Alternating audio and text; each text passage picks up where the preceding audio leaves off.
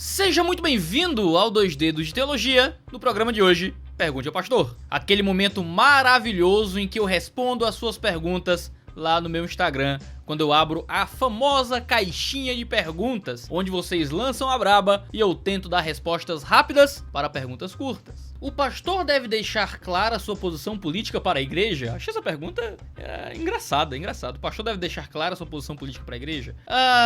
Sinceramente, eu acho que não. Lá na igreja, eu acho que minha posição política não é assunto, assim. A gente não fala sobre isso, não é um tema que a gente desenvolve nas conversas. Por mais que de vez em quando a gente acabe falando sobre política aqui e acolá, de longe política não é o assunto mais central na vida da comunidade, não é um tema que a gente volta sempre. É certamente um assunto um tanto secundário, assim, na vida da comunidade. Então, deve?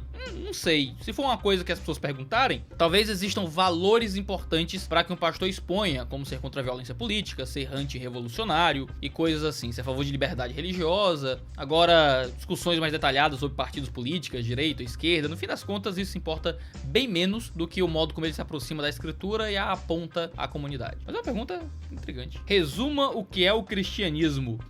Que legal. O cristianismo é a comunidade, certo? É a crença, como eu diria, eu colocaria como uma crença, como uma comunidade, como uma sociedade, como um grupo de pessoas. O cristianismo é formado da comunidade de pessoas que acreditam na mensagem do Cristo, de que ele morreu e ressuscitou segundo as escrituras para limpar o nosso contrato para com Deus, para pagar toda a dívida que nós temos com o Senhor e abrir um caminho em direção ao nosso Senhor. O cristianismo é a comunidade de homens e mulheres redimidos pelo Evangelho, que vivem de acordo com essa história de transformação que nos é dada através da obra perfeita de redenção na cruz. É por meio do cristianismo que a gente encontra a Deus, é por meio do cristianismo que a gente encontra redenção e salvação, é por meio do cristianismo que a gente pode ser justificado, considerados justos e inocentes diante do Deus vivo. Pergunta boa, um pouco fora daquilo que a gente geralmente fala. Como foi a história com o bruxo tio Chico? Gente, vocês aí que têm um passado neopentecostal, assim como eu tenho, vocês lembram do ex-bruxo tio Chico? O cara que alegava ter feito pacto com o pacto da Xuxa, que a maçonaria ofereceu milhões e que ia de igreja em igreja recebendo ofertas pra contar o seu famoso testemunho. O famoso CD, a famosa fita com o testemunho do ex-bruxo tio Chico. Ele foi na minha igreja, quando eu era neopentecostal, foi contar o testemunho dele lá. Ele orou lá na minha cabeça na época, orou por mim, não é? Para Deus me ajudar contra os meus pecados. Aí eu caí pra trás lá na unção, naquele momento de autoindução em que você acredita que qualquer arrepiozinho que você sente já vai manifestar-se naquilo que você vê na comunidade como um ato de fé, como um momento espiritual, que é cair pra trás. Então, você fecha os olhos, você fica mole, o cara toca em você e qualquer coisa que você sinta de perda de equilíbrio ou da gravidade funcionando, você já cai pra trás achando que é o Espírito Santo tocando em você. Pastor bruxo, o ex-bruxo Chico é provavelmente, certo? Muito provavelmente, só mais um desses charlatões que ganha muito dinheiro contando mentiras, tá? O que você pensa sobre masculinidade tóxica? Que teminha legal. É interessante porque aqui no 2 Dedos de Teologia, ou lá no canal do Mundo Cópia, você já tá inscrito no canal do Mundo Cópia? Vai no canal do Mundo Cópia, que lá a gente tem colocado nossas reflexões acerca de elementos da cultura pop a partir da palavra de Deus. Vídeo ensaios maravilhosos, canal secundário do 2 Dedos de Teologia. Vai lá no canal do Mundo Cópia. Mas sempre que a gente faz alguma meditação acerca de machismo, feminismo, questões envolvendo direitos das mulheres ou de masculinidades que se manifestam contra Deus e contra o próximo, sempre surge alguém pra dizer: o Iago está lacrando, agradando as feministas. E é um absurdo porque o pessoal realmente acha que não ser feminista significa ser um machista maluco que trata mulheres como alguém inferior. Porque é uma loucura que o simples fato de você dizer que mulheres não devem ser maltratadas, que feminilidade não está atrelada a usar saias floridas, de que mulheres podem trabalhar fora de casa e devem ter direito a voto, faz com que surja uma turba ensandecida dizendo que você é um machista, que você tá lacrando. Essa galera absolutamente não sabe mais o que tá criticando. Sinto falta dos idos do fim dos anos 2000, 10 anos atrás, dali de 2005, 15 anos atrás, quando o pessoal que estava se opondo ao feminismo estava fazendo, através de conhecer os movimentos históricos, as pautas e estabelecer uma resposta cristã dentro de um projeto cristão de sociedade um pouco mais coerente. E não simplesmente porque abraçaram a narrativa conservadora maluca aí de Bernardo Kister, de Olavo de Carvalho, de Ítalo Marcilli.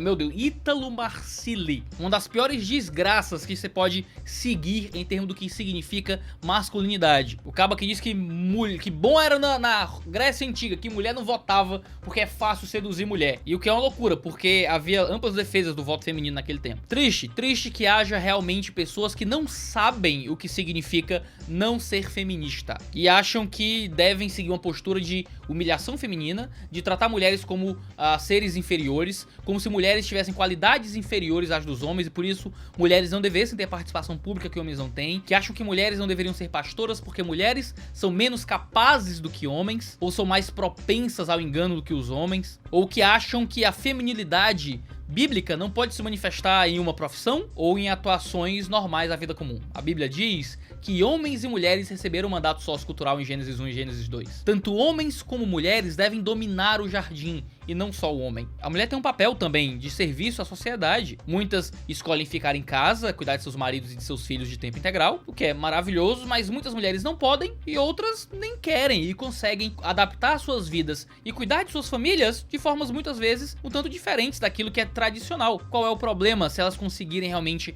dar conta da vida doméstica e da vida familiar como Deus cobra de cada um de nós? Quais os sinais de que uma pessoa tem um chamado pastoral? Que a igreja dela reconheça isso nela. Quem vai dar esses sinais não é você a seu próprio respeito, mas é a sua igreja a seu respeito. O único sinal de chamado pastoral que você pode ter é a vontade. Aquele que deseja o episcopado, boa coisa deseja, diz Paulo a Timóteo. Aquele que deseja ser pastor, deseja uma coisa muito boa. E é normal que você deseje ser pastor. Você não deveria ser pastor contra a sua vontade. Mas as marcas e os sinais de que você é apto ao episcopado, quem vai reconhecer é a sua igreja. Que você é alguém capaz de ensinar, que você é uma pessoa sóbria, temperante, irrepreensível, que cuida bem da sua casa, que você é realmente uma pessoa que dá todos aqueles sinais que aparecem em 1 Timóteo e em Tito acerca do que é necessário para que o homem seja um bom presbítero. Dá para ser reformado sem ser calvinista? Reformado, o termo reformado, fala em estrito senso, no sentido um pouco mais estrito, a série de doutrinas que provém de Calvino e John Knox, aquele eixo mais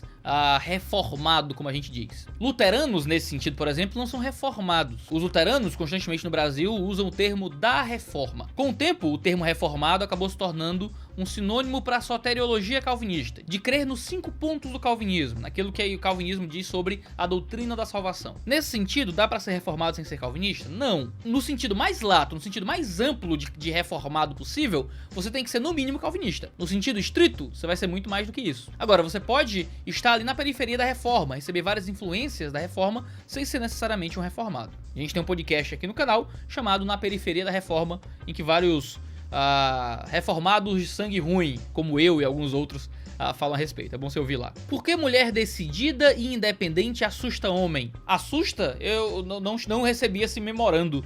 Não chegou aqui em casa que eu deveria ficar assustado com mulheres decididas e independentes, né? O que é que isso significa? Uma mulher decidida e independente, que assusta homem. Eu acho esse termo tão complicado, decidida e independente. 2 imagens diferentes surgem na minha cabeça, 2 extremos, né? Uma mulher decidida, uma mulher que ela consegue tomar suas próprias decisões, uma mulher inteligente, uma mulher que sabe pesar bem as questões, então ela decide de forma sábia e prudente. E ela é independente, ela não é melindrosa, ela não é fragilizada por medos e ansiedades injustificadas, ela não precisa de aprovações ou não é dependente da imagem que os outros têm dela para ela formar uma imagem dela em Cristo Jesus. Essa é a imagem positiva. Mas por outro lado, eu imagino uma mulher que não quer depender do cuidado do seu marido em nada, porque não confia que um marido pode provê-la caso ela deseje ou caso seja necessário para o melhor bem-estar da família em algum momento. Uma mulher que não quer escutar ninguém, que não quer ouvir conselhos de ninguém, que não quer ser ensinada por ninguém, que é insubmissa, que nunca vai baixar a cabeça, que nunca vai tomar decisões contra a própria vontade em respeito a qualquer autoridade que Deus ponha sobre ela. Alguém que vai priorizar as próprias decisões, alguém que é teimosa, que não pede conselhos. Qual é a imagem aí do decidida e independente? Porque uma imagem dessa deve assustar homem mesmo, certo? Porque deve assustar qualquer pessoa. A outra imagem é o tipo de mulher que um homem poderia querer, né? E que tem várias qualidades que podem ser atrativas a um homem. O problema é que quando a mulher diz que é decidida e independente, ela pode ser nada mais do que obstinada igual uma mula e arrogante igual um olavista. Então dizer que mulher obstinada e independente assusta homem? Não sei se assusta. Talvez a sua própria imagem do que significa selo seja um problema. Agora, claro, existe muito homem frouxo frouxo por aí, existe muito homem bobo. Você deve se diminuir pra conseguir um homem que vai te querer, então você deve ser menos independente ou menos decidida pra que homens mais fragilizados e fracos te queiram?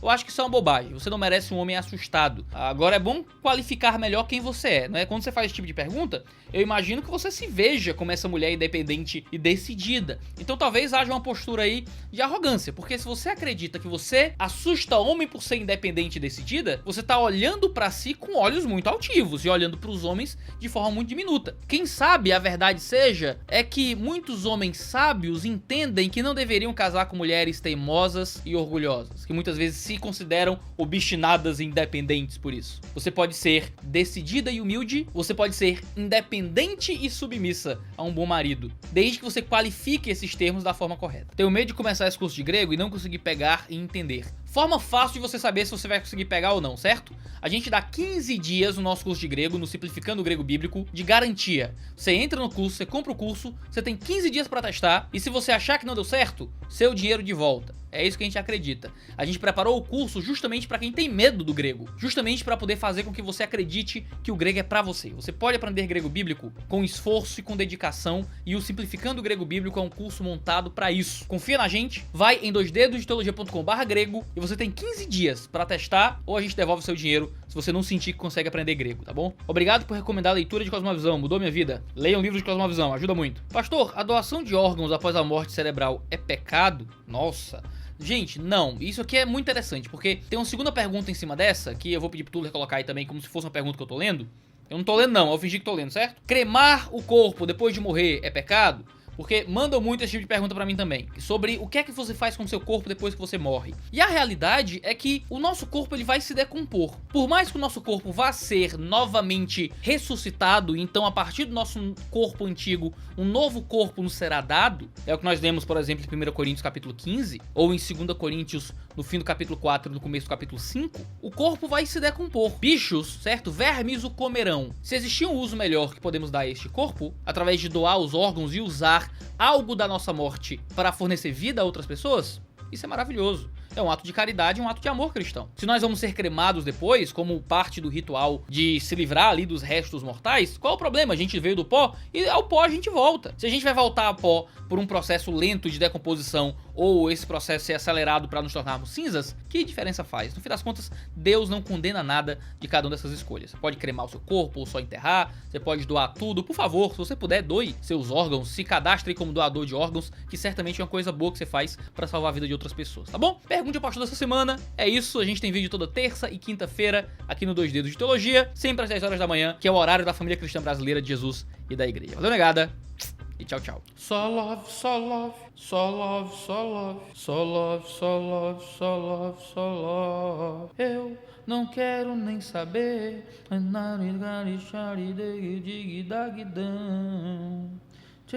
To get it,